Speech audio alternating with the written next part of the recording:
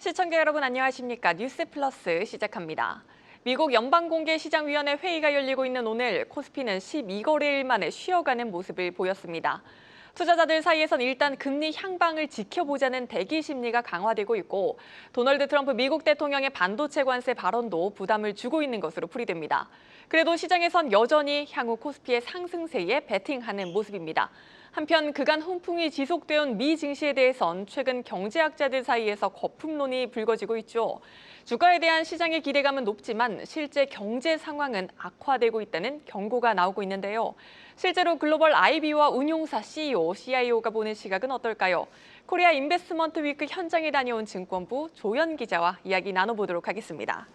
조 기자, 일각에선 미 증시 거품론이 불거지고 있습니다. 현재 S&P 500의 PER이 22배가 넘는 상황인데요. 미국 증시 고평가됐다고 볼 수 있겠습니까? 오늘 현장에서 전문가들 어떻게 진단하고 있었습니까? 결론부터 이야기하면 우려하는 만큼은 아니라는 진단이 줄을 이뤘습니다. 시장이 가장 두려워하는 것은 불확실성인데 이 트럼프 관세 전쟁도 일단은 기업이 가격 압력을 막아내는 데 성공했다는 평가입니다. 그리고 AI 기술주를 중심으로 실적이 이끄는 장이라는 점을 주목했고요. 니콜라스 본색 스트래티거스 대표의 데이터 분석을 보면 현재 이어지고 있는 미국 상승장은 약 35개월, 그러니까 한 3년 정도 이어지고 있는데 보시는 것처럼 과거 한 100년 정도 데이터를 살펴봐도 긴 편은 아니라는 설명입니다. 현재가 맨 왼쪽에 있는 점인데요. 미증시 호황기라고 하면 통상 5년에서 6년까지는 이어지는 모습을 보인다고 합니다. 본색 대표는 이제 기업들이 추가 투자를 위해서 현금 고간을 쌓아두고 있고 AI에 더해 경기순환 종목으로 투심이 강력하게 쏠리는 모습들은 시장이 여전히 모멘텀을 유지하고 있음을 시사한다, 이렇게 말했습니다. 그는 또 특히 내년 미국 경제는 소비가 이끌 것이다, 이렇게 분석했는데요. 직접 들어보시죠. President Trump referred to as his one big beautiful bill. To break it down very simply, you'll see about $500 billion, half a trillion dollars of tax refunds flow to the U.S. consumer in the beginning part of 2026. That's going to give a lot of impetus to the U.S. consumer to spend money. And when they get $1 back from the U.S. government in tax refunds, they've been known to spend as much as $1.17. It will fan the flames as we move through 2026. 네, 그렇다면 많은 경제학자들이 우려하는 점은 어떤 부분인 겁니까? 바로 악화일로를 걷고 있는 미국의 재정 적자입니다. 연방 부채 비율이 결국 달러 가치에 대한 압력으로 이어질 것이라는 겁니다. 이번 9월 FOMC가 연준이 긴축에서 완화로 통화 정책을 전환하는 기점이 될 것이라는 전망이 우세하죠. 오늘 강연에 나선 전문가들도 25bp씩 3번의 인하, 그러니까 연말까지 총 75bp 인하를 전망했습니다만 일부 전문가들은 이번 FOMC에서 50bp의 B컷, 그러니까 속도를 좀 낼 필요가 있다, 이렇게 강조를 하기도 했습니다.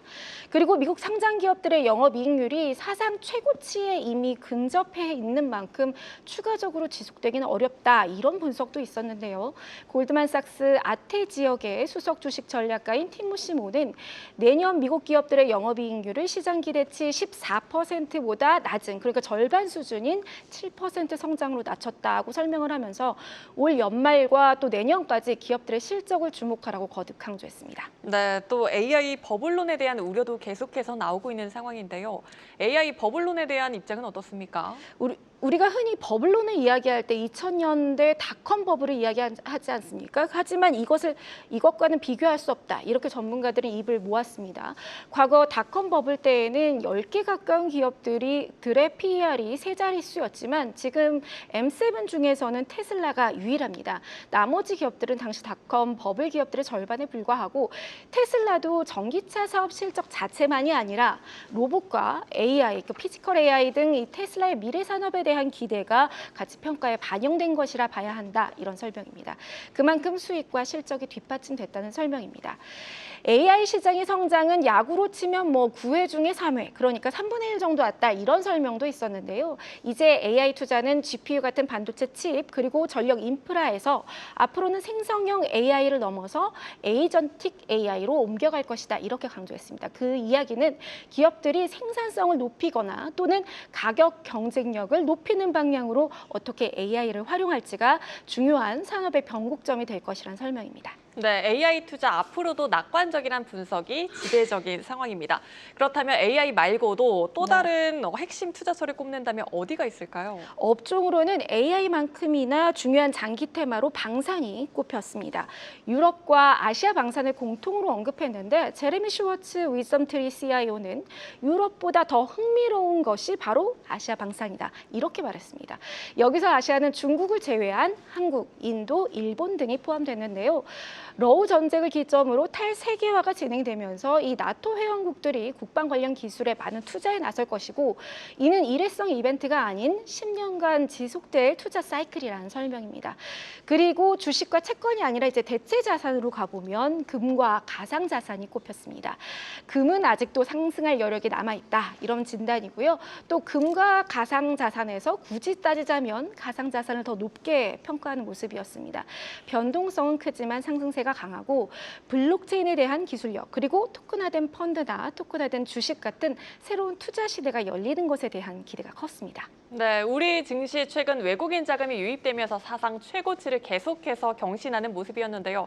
계속해서 이런 흐름 기대해 볼 수 있을까요? 우리 증시에 대한 전문가들의 의견, 또 아시아 증시에 대한 전망까지도 궁금하거든요. 그렇습니다. 외국인이 추가적으로 한국 시장에 더 유입될 수 있다는 분석이 주를 이뤘습니다. 달러와 원화에 대한 매우 강한 기대가 나타났는데요. 티모시모 골드만삭스 수석 전략가의 분석을 직접 들어보겠습니다.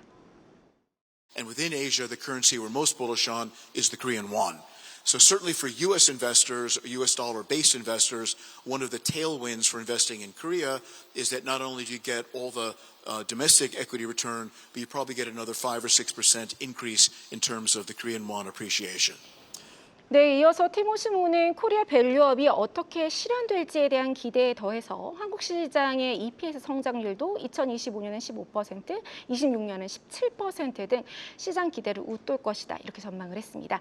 다만 최근 한국 증시가 사상 최고치 경신 행진을 지속해온 만큼 단기 조정은 있을 수 있다. 이익 실현 가능성을 감안해서 잠시 쉬었다가 연말이나 내년 초를 매수 기회로 활용하는 전략을 취할 것을 조언했고요. 한편 중국에 대해서는 유일하게 AI 패권 경쟁에서 미국에 대항할 수 있는 나라이긴 하지만 문제는 AI 발전이 여러 단계에 나뉘어 실현될 것이고 현재 좀 과도하게 기대가 가격에 반영된 측면이 있다 이렇게 설명을 했습니다. 이어서 또 미국 기관 투자자 입장에선 트럼프 정부가 추후 이 중국 투자 관련해서 어떤 정책을 펼칠지, 그러니까 예를 들어 미 연기금을 이제 중국 시장에서 나오게 할 수도 있는 등 불확실성이 여전한 만큼 투자가 부담되는 부분이 있다고도 덧붙였습니다. 네, 여기까지 듣겠습니다. 증권부 조연 기자였습니다.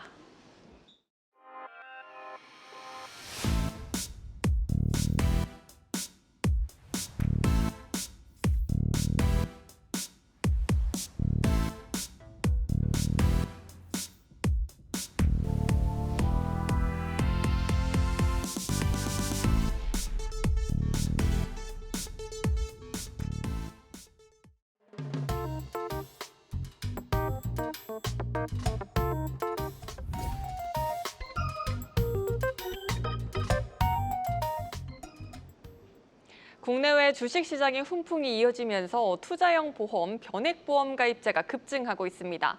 일반 생명보험의 인기는 지속적으로 하락하고 있는 반면 변액보험은 코스피 5000 시대에 대한 기대감이 겹치며 각광받고 있습니다.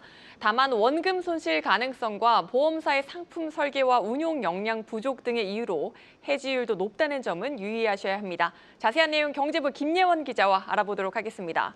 김 기자, 변액보험 한동안 증시가 박스피일 때는 사실 인기가 시들했던 상품이거든요. 생소한 분들도 많으실 것 같은데 먼저 변액보험이 정확히 어떤 상품인지부터 설명을 해주실까요? 변액보험은 쉽게 말해 보험의 투자 개념을 더한 금융 상품입니다. 이 보험금과 사업비를 제외한 보험료 일부를 주식이나 채권 등 금융 상품에 투자해 수익을 거둔 뒤 향후 지급할 보험금에 반영하는 건데요. 그 운용 성과에 따라 해지 환급금이나 연금액이 달라지는 투자형 보험 상품입니다. 고객은 주식형, 채권형, 혼합형 등 여러 펀드 중에 투자할 것을 직접 선택하거나 보험사의 운용을 맡기면 되고요. 일반 펀드와 달리 기본적으로 보험 상품 상품이기 때문에 이 사망, 연금, 질병 등 보장 기능이 함께 제공되는 점이 가장 큰 특징입니다. 이 보험과 투자 두 마리 토끼를 잡을 수 있다는 점에서 이 증시가 좋을 때 좀 주목받고 있습니다. 네, 최근에 잘 팔리고 있다고 하는데 얼마나 잘 팔리고 있는 겁니까? 네, 올해 들어 코스피가 42%, 같은 기간 나스닥 지수도 15% 올랐죠. 이 같은 국내외 증시 화랑에 금리 인하까지 겹치며 이 생보사들의 변액보험 상품이 많이 팔리고 있습니다. 이 상반기 변액보험 신계약 건수는 8만 1,100건이 넘는데요. 전년 동기 대비 28.2% 늘어난 수준입니다. 같은 기간 초회보험료는 65%가량 뛰었습니다. 이 초회보험료는 보험 계약 체결 직후 고객이 납입하는 첫 회차 보험료로 새로운 고객 유입 규모를 가늠하는 핵심 지표로 꼽히는데요. 특히 생보사 중 미래에셋생명, KB라이프, 하나생명이 시장 점유율 70% 이상을 차지하며 이 변액보험 분야에서 두각을 드러내고 있는데요. 이들의 경우 상반기 초회보험료가 전년 동기 대비 80에서 90%씩 뛰었습니다. 이 자산 규모도 크고 운용 역량 등에 따라 수익률도 상대적으로 높아서 이 보험사들로 자금이 조금 더 몰리고 있는 거고요. 이 생보 업계에 따르면 상반기에 이어 3분기까지도 이 변액보험 판매에 긍정적인 흐름이 이어지고 있다는 설명입니다. 네, 요새 잘 팔리는 보험 상품 찾기 쉽지 않은데 인기가 실감이 되는 대목입니다. 김 기자, 변액보험은 고를 때 운용을 잘하는 보험사를 선택하는 게 굉장히 중요할 것 같고 또 수익률도 봐야 되겠고요. 또 어떤 점들 그 밖에 살펴보는 게 좋을까요? 네, 자산운용 역량이 곧 실적과 직결되기 때문에 이 소비자들은 상품을 가입하기 전에 이 생보사들이 만들어 놓은 펀드와 수익률, 자산 배분 전략 등을 잘 살펴야 됩니다. 결국 변액보험도 장기 상품이므로 큰 틀에선 분산 투자가 안전하겠죠. 이 업계 1위인 미래에셋생명 같은 경우에는 이 변액보험 자산의 약 75%를 해외 자산에 투자해 분산 투자에 나서고 있습니다. 이 미래에셋생명의 대표 상품인 글로벌 MVP 펀드 시리즈 중 하나인 글로벌 MVP 주식형의 경우 누적 수익률이 133%에 달하는데요. 이 MVP 펀드는 1임형 펀드로 고객이 직접 펀드를 선택하고 비율을 조절하기 어려운 만큼 운용 조직이 직접 분기마다 포트폴리오를 조정합니다. 이 미래에셋생명은 이 미국을 중심으로 한 글로벌 빅테크, 반도체, AI 기업들의 집중 투자에 이 주요 기술주 랠리의 수혜를 반영하고 있다고 설명했습니다. 네, 그렇다면 지금은 증시가 굉장히 좋지만 만약에 지수가 고꾸라진다고 하면 원금 손실도 있는 겁니까? 네. 투자 시 유의해야 할 부분도 설명을 해주시죠. 네, 맞습니다. 변액보험은 결국 이 펀드 수익률에 따라 적립액이 변동되기 때문에 앞으로 주식시장과 채권시장의 흐름에 따라 이 차이가 크게 날 수 있습니다. 더 오를 수도 있지만 떨어질 가능성도 있는 만큼 신중한 접근이 필요하고요. 또 보험료 전부를 투자하는 게 아닌 만큼 일정한 이익을 보기 위해선 장기 가입이 필수적입니다. 특히 계약 초기에 각종 수수료가 많이 차감될 수 있어 이 몇 년 내 해지할 경우 큰 손실을 볼 수 있는데요. 변액보험 자체가 노후 대비를 목적으로 설계된 장기 상품임을 유의해야 한다는 지적이고요. 또 보험료 또한 다른 종신보험에 비해 상대적으로 비싸기 때문에 이 가입 전에 증시 상황과 보험사들의 운용 실적 등을 꼼꼼하게 살필 필요가 있습니다. 네, 여기까지 듣겠습니다. 경제부 김예원 기자였습니다.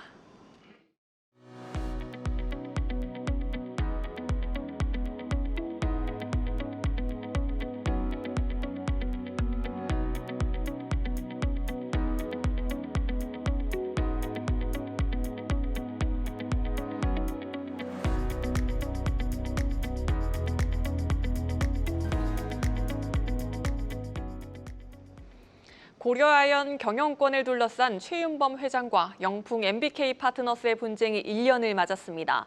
20건이 넘는 고소 고발전이 난무하면서 기업 가치가 오히려 훼손되는 상처만 남게 됐습니다. 고영욱 기자가 보도합니다. 지난해 9월 영풍이 MBK 파트너스와 손잡고 고려아연 지분 공개 매수를 선언하며 경영권 분쟁이 시작됐습니다. 왜 일대 주주가 이사회에 못 들어갈까? 왜 이 회사는 이렇게 운영될 수밖에 없을까?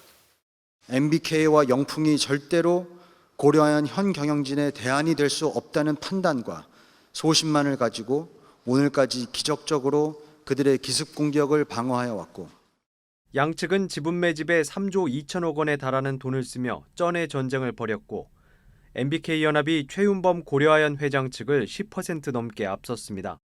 불리한 형세에 처한 최윤범 회장은 임시주주총회 직전 해외 계열사를 통해 상호 출자 구도를 만들어 영풍의 의결권을 제한했습니다. 각종 논란에 휘말린 두 차례의 주총이 진행됐고 집중투표제와 이사인원 상한을 도입하면서 최윤범 회장은 수성에 성공했습니다. 경영권 분쟁의 여파는 지금도 계속됩니다. 24건의 고소 고발이 이루어졌고 고려아연은 지분 매집을 위해 급히 돈을 빌려 4천억 원이었던 차입금이 4조 원까지 늘어났습니다. 그나마 어려운 상황에서도 값비싼 3호 사채를 모두 상환하고 사상 최대 매출과 미국 전략광물 공급 등의 성과를 얻은 점은 위안입니다. 영풍 MBK연합은 여전히 경영 정상화를 주장하고 있고 고려아연은 기업 가치 훼손을 불러온 영풍에 맞서겠다는 입장입니다. 75년 동업관계에 마침표가 찍혔지만 이들의 불편한 동거는 앞으로도 계속될 전망입니다. 당장 내년 최윤범 회장을 비롯해 6명의 이사 임기가 만료되면서 경영진 교체를 두고 또다시 진통이 예고됩니다. 한국경제TV 고용욱입니다. 새로운 인터넷은행 탄생이 무산됐습니다. 금융위원회는 오늘 오후 정례회의를 열고 소소뱅크와 소호은행 등 4곳에 대한 인터넷 전문은행 예비 인가를 불허했습니다. 신청했던 4곳 모두 대주주가 불투명하거나 자본력이 충분하지 않다고 판단해 탈락시킨 겁니다. 자세한 내용 현장에 나가 있는 취재기자 연결합니다. 유주환 기자, 당초 유력했던 후보자들도 있었는데 결국 4곳 모두 탈락을 했습니다. 이유가 뭡니까? 네, 말씀하신 대로 금융위원회가 오늘 오후 정례회의에서 제4인백 예비 인가 안건을 심사하고 신청한 4곳 모두에 대한 인가를 불허했습니다. 유력 사업자로 거론됐던 한국소호은행과 소소뱅크 컨소시엄뿐 아니라 포도뱅크와 AMG뱅크 모두 고배를 마셨습니다. 당국은 지난해 12월에 인터넷 전문은행 인가 심사 설명회를 열고 올해 3월에 예비 인가 신청서를 접수받았고요. 이 과정에서 계엄과 탄핵 사태 등을 거치면서 당시 가장 유력한 후보로 꼽혔던 유뱅크와 더존뱅크 2곳이 신청서 제출을 철회 또는 유예하는 일도 있었습니다. 결국 총 4곳의 후보자가 예비 인가 신청서를 냈고요. 이후 외부평가위원회의 평가를 받아왔습니다. 자, 오늘 당국 설명에 따르면요. 4곳 모두 외부평가위원회로부터 대주주가 불투명하거나 자본력이 미흡하다는 평가를 받았습니다. 특히 최대 주주인 한국신용데이터를 중심으로 하나은행과 우리은행, 농협은행 등 시중은행과 또 흥국계열 보험사, 증권사, 카드사, IT기업들까지 파트너로 참여했던 한국소호은행 컨소시엄마저도 자본력과 영업 지속 가능성, 안정성이 미흡하다고 평가받았습니다. 또 소소뱅크는 소상공인 연합회를 주축으로 BNK 경남은행과 다날 등이 참여했지만 대주주가 불투명하고 자본력과 추가 자본 출자 가능성이 미흡하다는 심사 결과를 받았습니다. 네, 쟁쟁한 시중은행까지 참여한 컨소시엄마저 자본력이 미흡하다는 평가를 받았습니다. 그럼 유 기자, 이제 제4 인터넷은행은 어떻게 되는 겁니까? 기자들에게 배포한 자료를 통해 4곳 전반적으로 모두 대주주의 자본력이 미흡하거나 주요 주주가 초기 자본금과 추가 출자와 관련해 투자 확약서가 아닌 조건부 투자 의향서만 제출하는 등의 이유로 충분한 자금 조달 여부를 판단하기가 어려웠다라고 설명을 했습니다. 자, 앞으로 새로운 인터넷 전문은행 신규 인가를 내어줄 계획이 있는지에 대해서는 향후 금융시장 경쟁 상황과 금융 소외계층에 대한 금융권의 자금 공급 상황, 또 은행업을 영위하기에 적합한 사업자의 진입 가능성 등을 종합적으로 고려해 검토해 나갈 것이라면서도 구체적인 일정을 언급하지는 않았습니다. 자, 금융업계에서는 이처럼 반년간의 심사 끝에 새로운 인터넷은행이 하나도 나오지 못하게 된 것은 금융위원회가 언급한 대로 심사 과정에서 일부 신청자들이 필요 서류를 미비하는 등의 준비 부족이 엿보였던 것도 사실이긴 하지만 선정 절차 내내 전국 불안과 불확실성이 있었고 또 새로운 정부 탄생 이후 금융당국 조직 개편 이슈까지 불거진 것이 상당한 영향을 미쳤다는 지적이 나옵니다. 정부가 당초 밝혔던 계획에 따르면 예비 인가를 5월까지 마무리한 이후에 연내에 본인가를 마치고 6개월 정도 준비한 후에 내년 상반기에는 영업을 개시하는 게 당초 일정이었습니다. 하지만 현재 주무부서인 금융위원회가 재정경제부와 금융감독위원회로 분리 재편을 앞두고 있어서 업무 분장이 불분명한 측면이 있습니다. 또 여기에 정부 조직 개편이 내년 1월 시행을 목표로 하고 있습니다. 이 전까지는 정교한 작업이 요구되는 은행 은행업 추가 인가 작업은 사실상 어려울 것으로 보는 것이 금융업계 안팎에서 전해지는 시선입니다. 지금까지 금융위원회에서 한국경제TV 유주환입니다. 알테오젠이 기존 항체 치료제를 넘어 모든 의약품을 피하 주사로 만들기 위한 새로운 플랫폼 개발에 나섰습니다.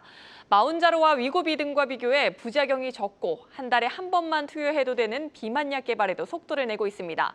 코리아 인베스트먼트 위크 현장에서 이서우 기자가 보도합니다.